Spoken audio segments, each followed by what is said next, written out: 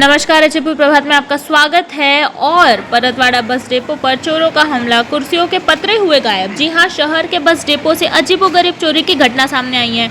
जानकारी के अनुसार कुछ साल पहले ही डिपो का नवनिर्माण किया गया था, जिसमें यात्रियों के बैठने के लिए स्टील की कुर्सियां लगाई गई थी। लेकिन अब हालत ऐसी है कि कुछ कुर्सियों के पत्रे ही रहस्यमय तरीके से गायब हो गए हैं।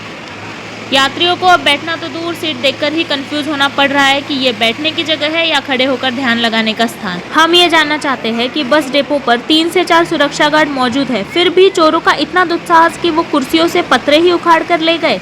ये तो वही बात हुई ना कि आंखों से काजल उड़ा ले गए। इससे यही समझ आता है कि इस बस डिपो पर किसी भी अधिकारी का कोई ध्यान ही नहीं है। डिपो के मैनेजर सिर्फ नाम के हैं। उन्हें डिपो पर क्या घटना घट रही है इससे कोई लेना देना नहीं, क्योंकि उन्हें सिर्फ अपने पगार से मतलब है। इससे पहले भी डिपो मैनेजर रह चुके और उन्होंने अपनी ड्यूटी बखूबी निभाई थी, लेकिन इस बार के जो मैनेजर है वो शायद ही अपनी ड्यूटी निभाएंगे। बस डिपो का मैकेनिकल विभाग भी इसी तरीके से है जैसे आया राम गया राम।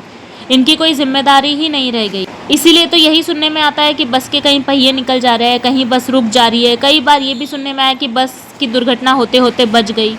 और यही समस्याओं की वजह से यात्रियों को परेशानी होती है। इस और हमारे मैकेनिकल विभाग के हेड का भी कोई ध्यान नहीं रहता।